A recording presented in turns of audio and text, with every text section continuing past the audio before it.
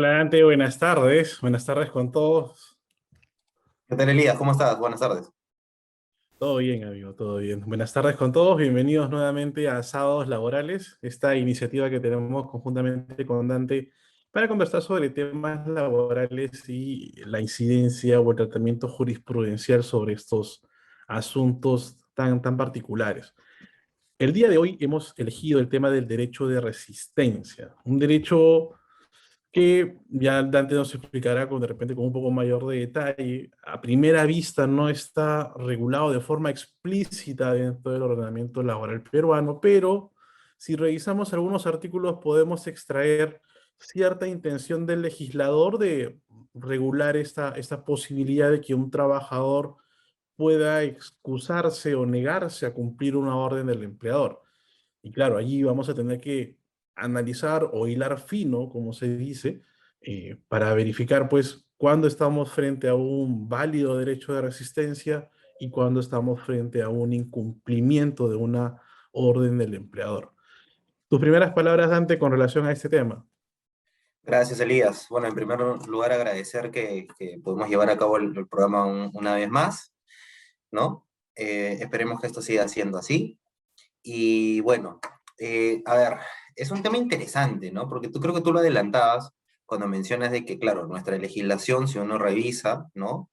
Todas las normas, digamos, que están dispersas en materia laboral, vamos a encontrar que en ninguna parte se habla de un derecho de resistencia.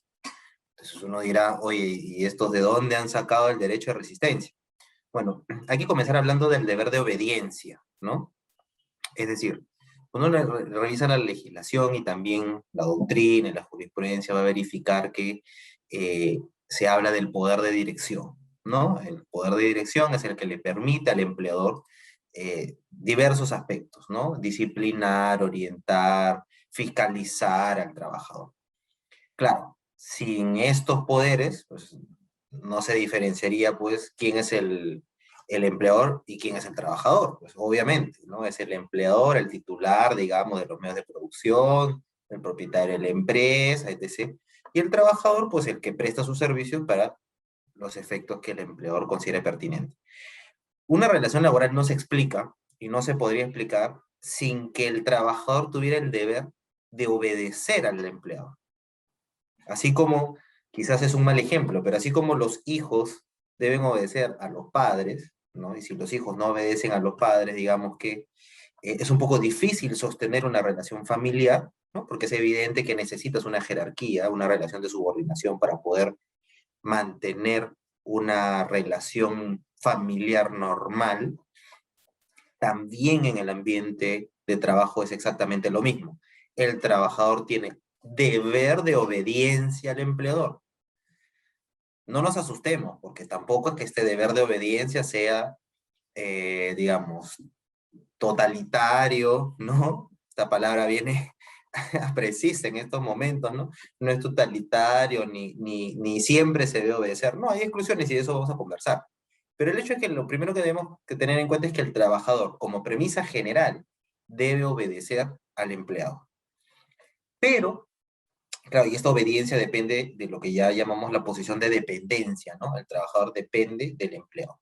Pero la doctrina ha desarrollado un concepto muy interesante y es el de obediencia justa, ¿no? Es decir, en el 99% de casos, el trabajador estará obligado a obedecer las órdenes del empleador, pero hay ciertamente diversas circunstancias que le permitirán al trabajador negarse a obedecer, ¿no?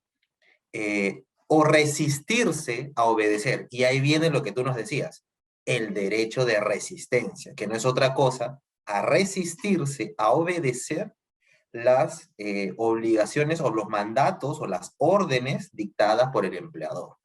Luego vamos a seguir profundizando, pero eso es lo primero. Entonces, el deber de resistencia surge como contraposición al deber de obediencia. Pero este derecho de resistencia, vamos a ver, tiene diversas características que le permitirán al trabajador en determinadas circunstancias, es necesario puntualizar, desobedecer, si lo queremos ver así, al empleador o no cumplir las órdenes del empleado. Exacto, es una buena acotación y en realidad el derecho de resistencia pues viene, eh, digamos, en contra de estas disposiciones ilegítimas, como tú bien nos has narrado. A primera vista, Dante, no sé tú qué opinas, las disposiciones del empleador se entienden como disposiciones válidas.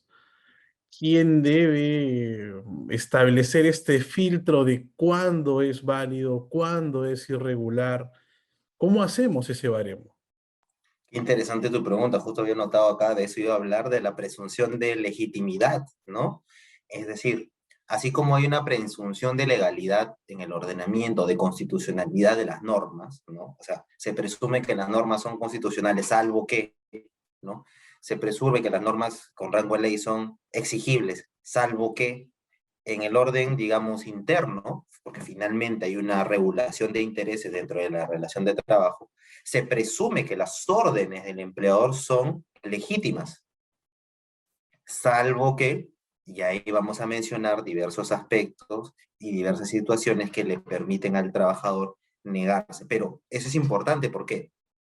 Porque no es que el trabajador hace una evaluación muy ligera y dice, bueno, no deseo obedecer porque desde mi perspectiva no me parece y me parece injusta, indebida, incorrecta la orden.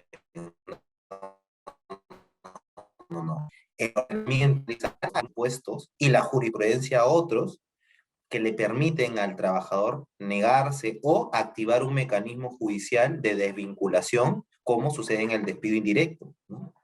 Por ejemplo, pero no es que el trabajador dice, no, no quiero obedecer porque sabes que no, no me gusta. No, no es tan así. Tiene que haber una justificación normativa o jurisprudencial, que es lo. Exacto, exacto, claro. Hablar de derecho de resistencia de alguna forma también nos lleva a algunas figuras del acto de hostilidad, ¿no? Porque ahí, y justamente uno de los casos que hemos traído el día de hoy, que he traído en este caso, es uno de la Corte Suprema, específicamente el expediente 4735 del 2017, Lambayeque. Ya, esto es un caso que se da en un contexto en la ciudad de Chiclayo. ¿Qué sucedía? Y es un tema bien, bien interesante porque le pasa a algunas empresas y es algo que incluso muchas veces se escapa del ámbito de su coordinación o de su control. ¿Qué sucede? Esta es una empresa al estilo, de repente puedo caer en algún error en cuanto a nombres, pero digamos que se encargaba de intermediación laboral, ¿no? Proveía algunos servicios especializados o complementarios a una empresa que se encarga, que tiene su núcleo de negocio destinado exclusivamente para su giro correcto, sino que estas empresas de intermediación van a complementar, van a dar servicios de vigilancia, servicios de limpieza, por ejemplo. Y entonces, esta empresa que brindaba los servicios de intermediación tenía un contrato con una empresa en la ciudad de Chiclayo, que dijo, bueno, en mi planilla no voy a tener a personal de seguridad, no voy a tener a personal de limpieza, así que esto voy a contratar a una empresa especializada para que me brinde esos servicios, en este caso complementarios. Y así lo hizo. Entonces tuvieron un contrato de intermediación, pero este contrato se terminó por decisión de la empresa a quien se le brindaba el servicio. Entonces, claro, yo tengo un contrato de intermediación entre empresas y a nivel de trabajadores, por lo general utilizo el contrato de servicio específico vinculados exclusivamente para esta actividad y lo que hace la empresa de intermediación es decir, bueno, ya no tengo el contrato con la principal, este contrato de servicio específico no lo voy a terminar de manera inmediata con los trabajadores, sino que, oigan, ustedes que ya no van a poder trabajar en Chiclayo, vengan a la ciudad de Lima, aquí yo tengo puestos vacantes para poder ubicarlos con otras empresas en otros contratos y mantenemos la relación laboral. Entonces, buena parte de los trabajadores decidieron no cumplir con esta disposición. Le dijeron a la empresa, ¿sabes qué? Ahí me contrataste en Chiclayo, yo solamente voy a trabajar en Chiclayo y no me interesa trabajar en Lima. Y se resistieron, dijeron, no, no vamos a cumplir con esta disposición. El empleador lo que hace es, no vienes a trabajar a la ciudad de Lima, te contabilizo un día de inasistencia, segundo día, tercer día, cuarto día, configuración de falta grave, espero el plazo que tienes para poder subsanar esto o justificar estas inasistencias, no lo haces inicio el procedimiento de despido. Se ejecuta el despido y los trabajadores pues recurren ante el Poder Judicial, indicando pues que ellos en realidad tenían una justificación para no asistir a la ciudad de Lima. Y este caso pasó por dos colegiados, por dos, digamos, composiciones distintas de la Corte Suprema. Un grupo de casos se resolvió en el 2018 y otro grupo se resolvió en el 2019. ¿Qué es lo particular? Que en el grupo de casos, porque fueron varios trabajadores, que se resolvió en el 2017 y 18, la Corte Suprema estableció lo siguiente. Dijo, ¿sabe qué? Trabajadores, ustedes tenían una disposición del empleador de que tenían que asistir a la ciudad de Lima para prestar el servicio. Esta disposición no era ilegítima porque yo verifico en los antecedentes que efectivamente ya no había razón de ser de mantener operación en la ciudad de Chiclayo porque ya no existía contrato de intermediación con la principal. Así que por más que el empleador quisiera, ustedes no podían seguir en Chiclayo. La alternativa para poder brindarle continuidad al servicio a ustedes como trabajadores es que vayan a la ciudad de Lima, se le iban a dar las facilidades en cuanto a los pasajes, entonces ustedes no han cumplido con la disposición del empleador, así que han configurado la falta grave. Tu justificación para no ir, tu justificación para resistirte a esta decisión del empleador no es justificada. ¿Ya? Esta causa, este motivo que tú invocas no es justificado, así que el despido viene ejecutado. Como tú sabes, Dante, cuando hay elecciones a nivel de poder judicial, y para los que nos pueden ver y oír, cuando existe una nueva elección de presidente del poder judicial, o incluso cada año, cambia la conformación de las salas de la Corte Suprema. Algunas veces cuando hay cambio de presidente del Poder Judicial, estos cambios son sustantivos. Cuando se mantiene el presidente, que dura 2 años, estos cambios no son tan sustantivos, son algunos matices, ¿no? Cambia uno o dos magistrados.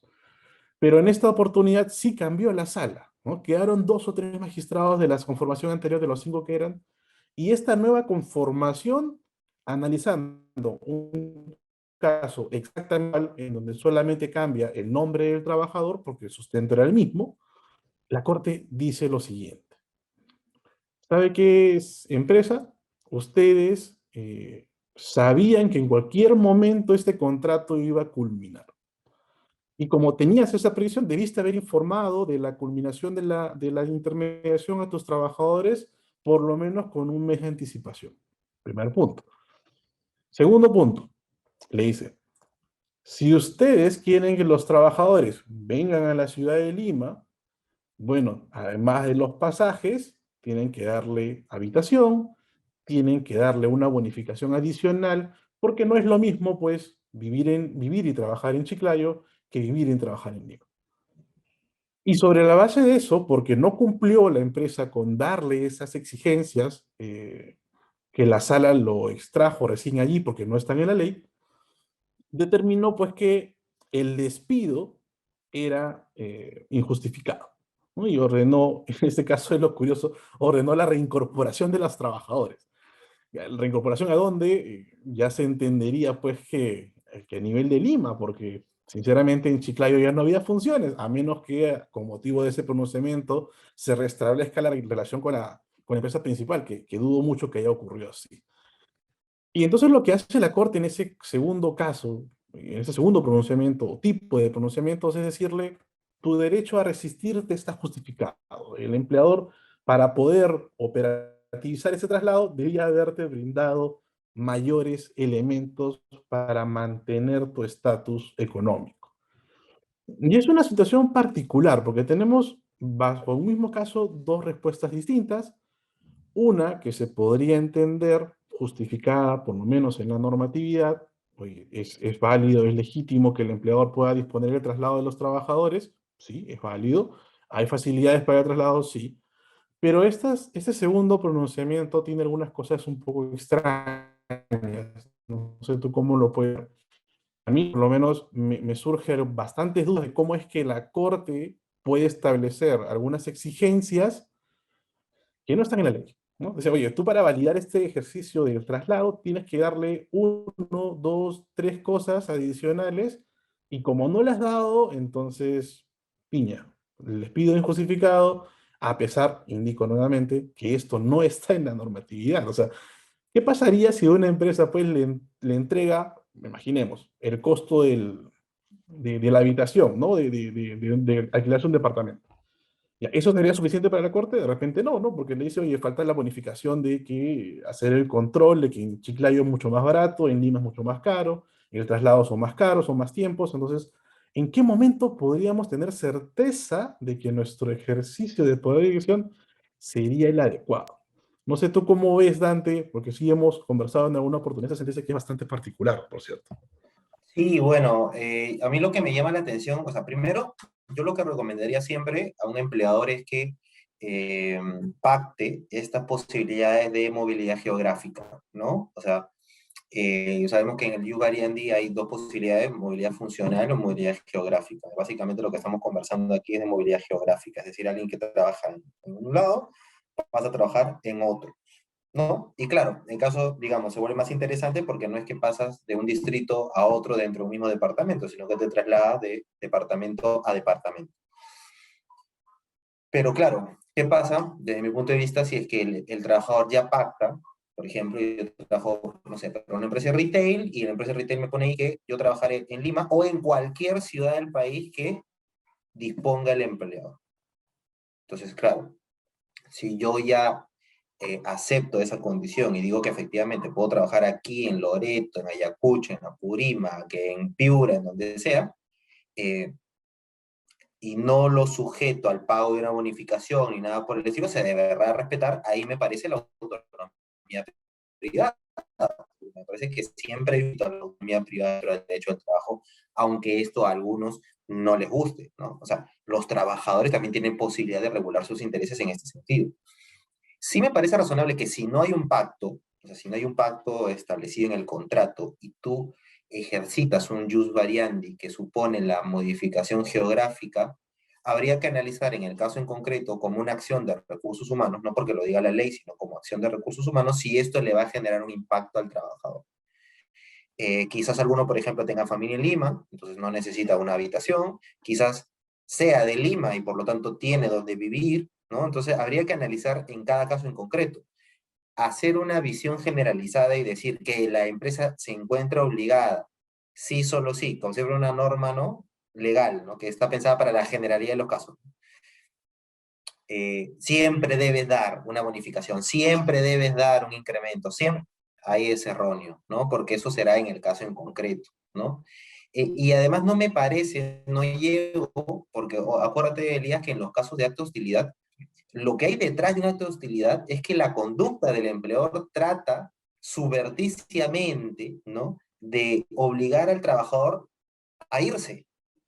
Es decir, no te voto, no te saco de la relación laboral, no te despido, pero estoy haciendo cosas que indirectamente tratan de que tú te aburras y te vayas. Me parece que en este caso en particular no era, porque ya no habían operaciones, no había nada que hacer en Chiclayo. Entonces, si te traslado a Lima, porque aquí sí hay cosas que hacer, no me parece que esa decisión empresarial hubiera tenido como finalidad aburrir al trabajador, sino que había una circunstancia que así lo justificaba, ¿no? Entonces, ni siquiera configura como acto hostil. A veces utilizamos los actos de hostilidad, solo vemos que calcen los supuestos del artículo 30, pero no vemos qué hay detrás de un acto de hostilidad. O sea, eso es lo que hay que razonar siempre. La empresa está buscando con esta conducta aburrir al trabajador y lograr su desvinculación o no. Si la respuesta es no, entonces no será un acto de hostilidad porque no será esa la finalidad. Por dar un ejemplo, supongamos que una empresa tiene un grave problema financiero y no ha podido recibir un pago que se va a trazar unos días, supongamos, ¿no? Y todos sabemos que hay un acto de hostilidad que dice que el no pago oportuno de la remuneración es un acto de hostilidad. Oye, pero si la empresa acaba de pasar por esto, que es transitorio y pagará, se va a demorar, pero pagará las remuneraciones, no podrás decir que es un acto de hostilidad porque la empresa no es que le ha dejado de pagar para que el trabajador se aburra y se vaya de la empresa, sino que ha ocurrido una situación muy particular, ¿no? Exacto. Oye, y conversando ahora, justo se me ha venido a la mente un recuerdo. Hay una sentencia también de la Corte Suprema, no tengo el número en este momento, pero sí recuerdo porque era una sentencia contra SUNAT. Y es un caso bien particular. Era una trabajadora que laboraba en Piura y tiene un traslado temporal a la ciudad de Moquegua. ¿Ya? Y ella está en Moquegua y estando en Moquegua, ella es elegida como dirigente sindical de la base del sindicato de SUNAT, sede Moquegua.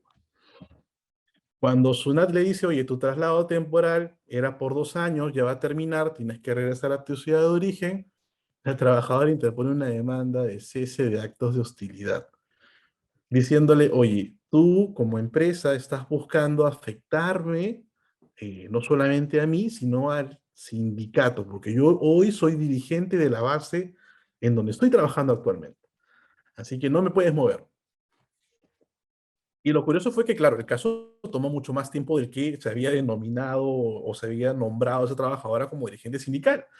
Y cuando ya la Corte emite pronunciamiento, no le interesa mucho el aspecto temporal, no decirle, oye, ya pasó tu tiempo de elección, tienes que regresar. No, la Corte dice, oye, un momento, empleador, tú vas a mantener a ese trabajador, a esa trabajadora en la sede de Moquegua hasta que termine su tiempo de dirigente sindical. Una vez que termine el tiempo de dirigente sindical, recién puedes trasladarla a ella a la ciudad de origen. Allí, por ejemplo, valida la Corte el ejercicio de esta resistencia a no ir a trabajar a la ciudad o regresar, ¿no?, a la ciudad de Piura, sobre la base del ejercicio de la libertad sindical. Pero justamente lo que no hace el análisis de la Corte es lo que tú acabas de comentar. Oye, ¿realmente tenía la intención de perjudicarte?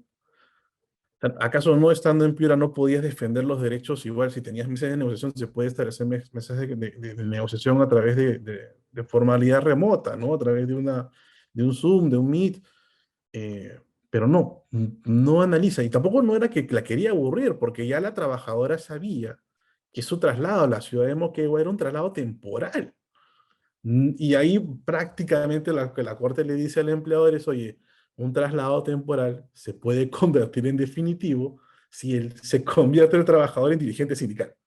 ¿Cómo ves ese punto? Que es bien particular en realidad. Sí, lo que pasa es que, claro, eh, ¿qué te puedo decir? No quiero, estamos ya con bastante estrés y no quiero estresarme ya con esta sentencia, por eso estoy hoy en modo tai chi, ¿no? Estoy tranquilo, sin renegar por las sentencias, pero claro, creo que falta ese análisis, ¿no? En la sentencia, decir, oye, desde mi punto de vista es irrazonable decir de que un traslado temporal, o sea, la decisión de dónde trabaja un trabajador tiene que formar parte del ámbito de decisiones propias del empleador, si no, pues mejor que el trabajador sea el empleador, ¿no? Y que esto sea una cooperativa, ¿no? Entonces, salimos de una sociedad anónima y convertimos en una cooperativa, ¿no? Pero no es una cooperativa. Bueno, en este caso era una entidad, peor todavía, ¿no? O sea, como un acto de una entidad que determina un traslado temporal, se puede convertir en traslado definitivo solo porque es dirigente sindical. Entonces, quien no quiera moverse de la ciudad donde está trabajando, tiene que lograr ser dirigente sindical porque así lograría inamovilidad, lo que viola el principio de igualdad, ¿no? Porque otro trabajador que no es dirigente sindical no podría lograr el mismo derecho, ¿no? Esos son los contrapesos que a veces no se tienen en el razonamiento, ¿no? Claro, entonces va quedando claro, Elías, que, claro, hay posibilidad del derecho de resistencia cuando hay una movilidad geográfica irrazonable, indebida, quizás no los casos que hemos comentado, pero ya va exponiendo, ¿no? De que efectivamente si yo hago un traslado inmotivado, injustificable de un trabajador, eso el trabajador se podría resistir y decir, oye, pero ¿por qué me estás trasladando, no? Aunque ahí también hay unos bemoles, porque desde mi punto de vista el trabajador tendría que obedecer y cuestionar judicialmente la decisión. Ojo, ¿no? Pero hay otros temas que, por ejemplo, en la ley de productividad nos habla de que un acto de hostilidad también es cuando el empleador no respeta las normas de seguridad y salud en el trabajo, ¿no? Suponte que tú eres un trabajador de construcción civil y te dicen, mira, hoy entras a trabajar, pero la verdad que hoy ya no hay arnés ni línea de vida, ¿no? Porque se nos han acabado, ¿no? Pero no te preocupes, que solo hoy, ¿ah? Mañana de todas maneras hay arnés y línea de vida, solo por hoy. Entonces el trabajador dice, oye, a ver un ratito, yo no voy a entrar así a trabajar, me resisto a trabajar. Y el empleador no puede decir, no, esa es una falta grave, porque sabemos que es una falta grave resistirse a las órdenes del empleador. Pero por otro lado, la propia ley te dice que es un acto de hostilidad el hecho de incumplir la norma de seguridad y salud en el trabajo. Entonces, ¿se puede obligar a un trabajador a prestar sus servicios pese a que estoy poniendo en riesgo su salud y su vida? La respuesta es obvia, no. Entonces, en ese caso, el trabajador podrá resistirse, ¿no?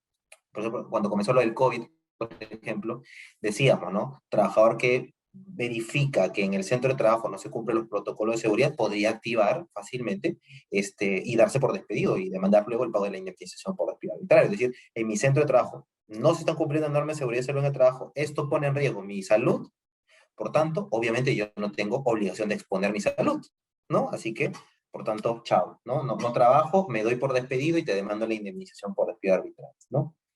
Ahora, yo tengo otro casito que es bien interesante, ¿ya? Y no es de aquí, es de España, ¿no? Que nos muestra un poco también el derecho de resistencia ya desde otra óptica, ¿no? Se trataba de en Italia se llama una machelería, ¿no? O sea, una carnicería, una empresa que se dedica a la venta de productos, digamos, vacunos, ¿no? Entonces, esta empresa tenía una especie de presentación en la que iban, valga la redundancia, a presentar un producto estelar, ¿no? Algo así. Y esta empresa tenía un deshuesador, ¿no? Que creo que su propio cargo lo dice, era el que se dedicaba a deshuesar a los, sea ganado vacuno, porcino, lo que fuera, ¿no? Entonces, en esta presentación que iba a hacer la empresa, supongamos que entre nosotros podría ser, no sé, por dar un nombre, no sé, Otokun, San Fernando, etc., para darnos una idea, ¿no? Ubicarnos. Entonces van a hacer la presentación y en esa presentación iban a ver, como es obvio, fotógrafos, iba a estar la prensa, porque era una presentación, digamos, pública. Y se le dice al trabajador, a este deshuesador, señor deshuesador, usted va a estar el día de la presentación, valga la redundancia, deshuesando en vivo y en directo el producto para la presentación que vamos a hacer.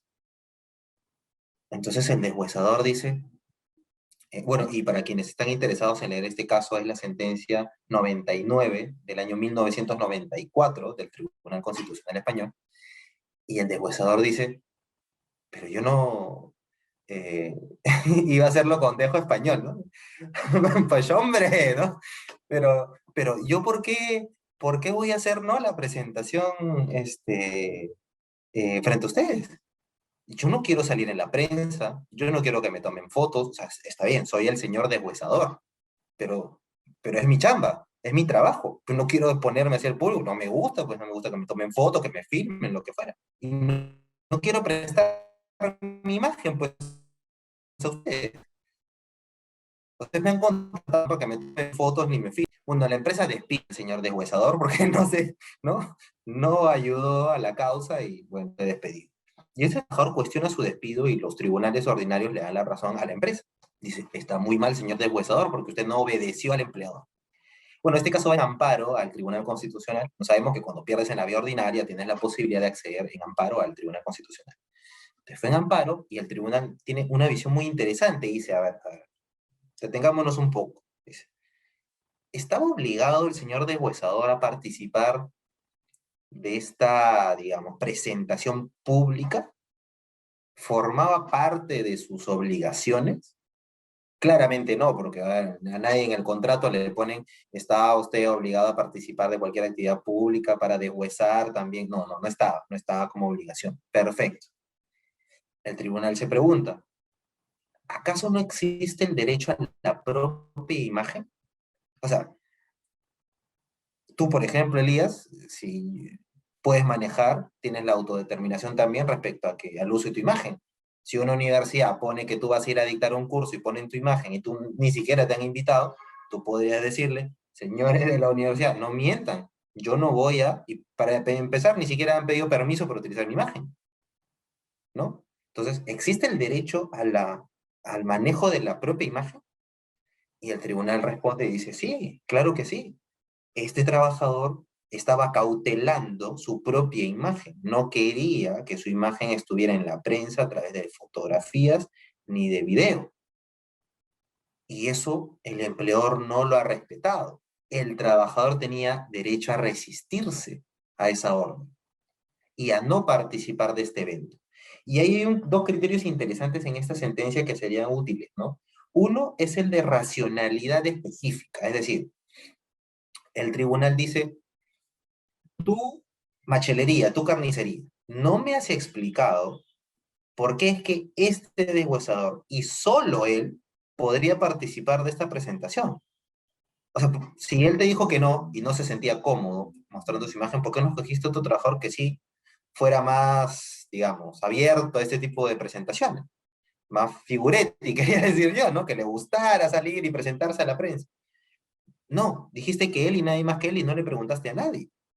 Ya, entonces no hay una racionalidad específica de por qué él y solo él tenía que participar. Y segundo, creo que hay un tema de proporcionalidad, porque dice, si tú me hubieras dicho que, por ejemplo, él fuera el único que podría presentarse porque es el único deshuesador y no hay nadie más, bueno, yo te podría entender, ¿no? Pues, o sea, si vas a deshuesar un producto y eres el único trabajador que lo puede hacer, sí te puedo obligar, lamentablemente, haciendo un test de proporcionalidad, a que tú participes y sacrifico tu buena imagen, el manejo de tu imagen. Pero si no, no. ¿No? Entonces, qué interesante, ¿no? Claro, hoy, si nuestro empleador nos diría, oye, tú tienes que participar de esto y sí o sí, pues sí te puedes negar, ¿no? Y puedes decir, no, ese es mi derecho a la imagen, ¿no? Yo no quiero salir en esa propaganda, en ese spot, lo que fuera, pero invito en todo caso a que a otro colega le pregunte si seguramente estará más llano, ¿no? Oye, sí, que qué buen ejemplo en realidad, porque imaginemos, si cambiamos un poco y justo acudiendo en ese último matiz que nos has indicado, eh, a ver, un hospital, una clínica, ¿no? Que va a publicitar, pues, oye, tenemos el servicio de cirugía estética último y tenemos a tal médico cirujano y es el top. Y ahí si ese médico se niega, allí sí podría utilizar porque justamente estoy vendiendo este servicio, estoy publicitándome a través de este trabajador, de la especialidad de ese trabajador. Y por eso lo he contratado, ¿no? Para que sea el top 10 de mi clínica y que yo pueda, pues, vender un poco más mis servicios. O por ejemplo, tú también contratas a un pintor, una relación laboral, puedes hacerlo, no necesariamente en locación de servicios, una relación laboral, y organizas toda una puesta en escena, una exhibición de las obras de arte que esta persona hace, tiene que estar ahí, ¿no? Porque no sería ninguna justificación o sería todo risible que sea una exhibición de sus obras de arte y no esté pues el artista. Entonces, Correcto. claro, tiene bastante sentido lo que nos dice el Tribunal Constitucional Español, ¿no? Y hay otro casito, Elías, porque acá, para no ir tomando mucho tiempo, que es el caso del PIN sindical, que este sí es un caso en el Perú, ¿ya? Rapidito. No tengo, es un caso peruano, no tengo el número de expediente, ya luego si alguien lo quiere nos escribe a nuestras redes, a nuestros correos y, y lo buscaremos. Se trata de lo siguiente. Hay un sindicato, ¿no? De una conocida empresa de retail, ¿no? Que, eh, ¿qué pasa? La empresa había establecido un código de vestimenta, ¿ok? Entonces, en este código de vestimenta había establecido que los trabajadores solo podían utilizar los elementos o accesorios que la empresa ya había autorizado anteriormente. Esta empresa tiene un sindicato y ese sindicato también había logrado incorporar dentro de los, digamos, los objetos que los trabajadores podían vestir o usar. eh, los photocheck tienen como una especie de colgador, ¿no? De cinta, ¿no? Ya, en la cinta habían incorporado el logo del sindicato, con lo cual los identificaba como trabajador sindicalizado. Entonces, uno iba a esta empresa de retail e iba a encontrar trabajadores con cinta sin logo y otros con cinta con logo, ¿no? Bueno, la empresa había aceptado esto y había negociado y perfecto. El hecho que este sindicato luego aparece con otro aditivo a las prendas que no había sido aceptado por la empresa y que estaba prohibido. Era el PIN sindical. Es decir, se habían mandado a hacer un PIN, ¿no? Como por acá en mi casa tener un PIN, ¿no? Un PIN sindical. Entonces la empresa dice, oye, ¿qué pasó? Si yo te he dicho que no uses eso. Entonces, emite una orden y dice, señores, dejen de usar el PIN sindical porque no está autorizado. Entonces los trabajadores se resisten y dicen, no, Yo tengo el pleno derecho, conforme a la Constitución Política del Estado, a la Biblia, ¿no? Y al Corán, ¿no? De utilizar el PIN sindical, ¿no? Entonces, usan el PIN sindical. Entonces, esto va a un proceso judicial.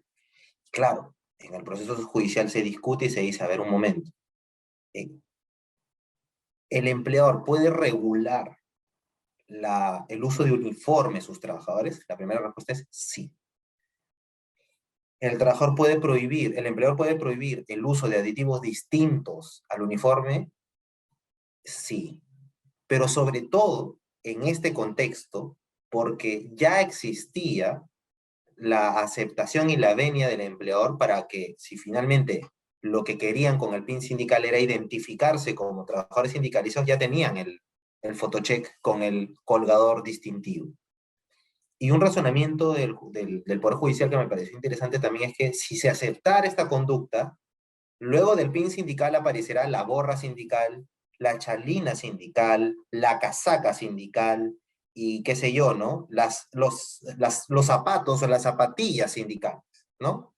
Entonces, ahí vino un poco un llamado al orden por parte del Poder Judicial y dijo, no, a ver, esta orden del empleador es válida, sobre todo porque notamos, en el caso en concreto, que el empleador ha sido y ha aceptado que tú uses algo que te permite identificarte como trabajador sindicalizado. Lo otro suena más a un ejercicio abusivo de tu derecho, a una pataleta, ¿no? Más que a otra cosa, ¿no? Más, para ponerlo en buen castellano, a una pataleta, ¿no? Más que a otra cosa. Entonces, tenemos jurisprudencia también que eh, protege al trabajador frente a intervenciones del empleador, por ejemplo, si el empleador le dice a un trabajador, mira, mañana no me gusta tu corte de cabello, ¿ya? Mañana te tienes que cortar el cabello. El trabajador podría decir, esa es una orden inválida, porque no tiene nada que ver con las labores, con la prestación de mis servicios, ¿no? Entonces, claro, pero en este caso, el empleador sí puede regular el uniforme, ¿no? Siempre dentro del marco de la razonabilidad también y el respeto a los derechos fundamentales. Pero estos son básicamente los casos que hemos traído para que todos los que nos ven y nos siguen puedan entender que en su gran mayoría las órdenes del empleador serán válidas, se presumirán legítimas, salvo que esté en riesgo la seguridad y salud en el trabajo, la dignidad del trabajador y una movilidad geográfica indebida.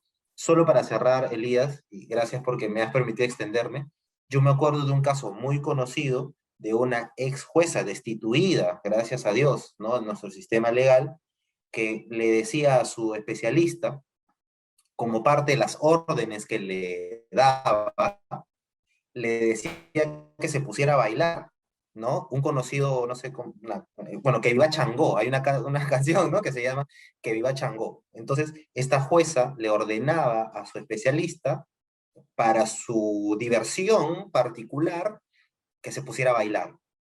Un empleador, a través del juez, ¿no? O sea, un juez, tu jefe, te puede ordenar que bailes, ¿eso es una orden válida? Es evidente que no, ¿no? Y justamente, por tanto, esa fue destituida, ¿no? Estás con tu micro apagado, Elías, ¿ah? Por si acaso.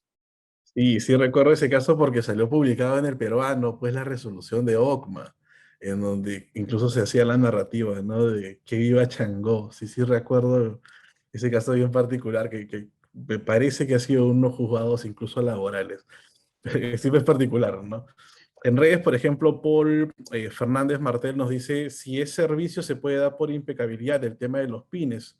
Y sí, o sea, incluso recuerdo un caso en España en donde una trabajadora, una enfermera, tenía pues un crucifijo y la clínica le dice, oye, no puedes utilizar el crucifijo porque por X motivo se puede esto enganchar con alguna sonda o con algún mecanismo, puede terminar perjudicando la salubridad. Entonces ella también se resistía, pero finalmente la corte en España le dijo no, o sea, es un tema de salubridad, es un tema de que puedes tú afectar la salud de las personas que están ahí a tu lado.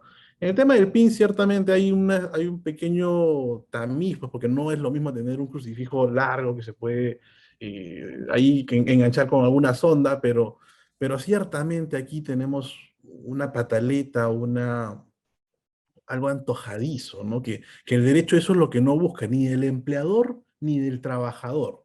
Lo antojadizo está fuera de lugar, ¿no? Si queremos hacer un ejercicio sano y regular de nuestros derechos, tiene que ser dentro de los cabales de razonabilidad. Si tengo el cintillo ya con el distintivo sindical, enhorabuena, es un logro de la entidad sindical, pero ya de ahí a llevar un PIN, y como tú bien dices, viene a terminar de modificar totalmente el uniforme, que justamente lo que quiere exponer la tienda al momento de hacer esta venta, es que las personas puedan identificar con facilidad a aquel agente de servicio que les pueda ayudar, ¿no? A un reponedor, a la cajera, y no pues tenga que estar quitándole el gorro, quitándole la chalina, quitándole todo lo que tiene de sindical encima para ver, oye, tú sí me puedes ayudar. Claro, justamente la necesidad del uniforme es ser identificable frente al cliente y pues permitir el negocio con mayor regularidad, ¿no? Pero bueno, oye, lamentablemente, mira, se nos ha pasado, siempre nosotros pensamos que va a ser 30 minutos, pero nos pasamos 10, 15 minutos, así que hoy vamos en esa misma onda. Nos hemos pasado un poco más de tiempo y hay alguna jurisprudencia que igual queda en el tintero para conversar en otra oportunidad, pero durante la semana que tenemos. Bueno, la siguiente semana, si es que, bueno, transmitiendo desde la clandestinidad o de donde nos corresponda, ¿no? O de nuestros hogares, estoy confiado que no va a ser desde la clandestinidad, sino de nuestros hogares, insisto. Vamos a hablar sobre la nulidad de despido por embarazo, ¿no? O la protección de la trabajadora gestante, ¿no? Vamos a hablar ahí de varios aspectos, ¿no? De, por ejemplo, la desvinculación de una trabajadora gestante durante el periodo de prueba, desvinculación de una trabajadora gestante que es una trabajadora de confianza o de dirección. Vamos a hablar de la acreditación también la Corte Suprema estableció que cuando el embarazo es notorio, ¿no? Por ejemplo, 7, 8 meses, si eres despedida estando embarazada, podrías prescindir, y vamos a ver hasta qué punto, de la notificación del embarazo al empleador, ¿no? Eh, y varios aspectos que tienen que ver con este tema, ¿no? Sí, es un tema particular, delicado, evidentemente, pero que sí tiene sus matices jurídicos también interesantes. Sobre todo porque recientemente han tenido alguna modificación legislativa en torno a hasta cuándo se hace la protección, algún tratamiento de una sentencia del Tribunal Constitucional que recuerdo entra en alguna colisión con la interpretación que hace la Corte Suprema. Eso lo vamos a ver a detalle la siguiente semana, con cómo estamos a nivel jurisprudencial por ambos órganos de justicia. Y nada, quedan todos invitados para la siguiente semana a tratar la protección de la trabajadora gestante en las relaciones laborales y, bueno, agradecerles nuevamente la atención y los comentarios que tenemos en redes. Algunas adivinaron el nombre de la empresa de la cual estabas hablando, Dante, así que ya lo vas a ver luego en los comentarios. Y nada, por mi parte, agradecido con todos, agradecido Dante, esperemos que la siguiente oportunidad pues no sea en la clandestinidad como tú bien indicas. Votemos por nuestro país. Arriba Perú. Muchísimas gracias con todo, que tengan una buena tarde, a votar con la cabeza mañana. Cuídense, buen fin de semana. Chao. Hasta luego. Gracias Dante.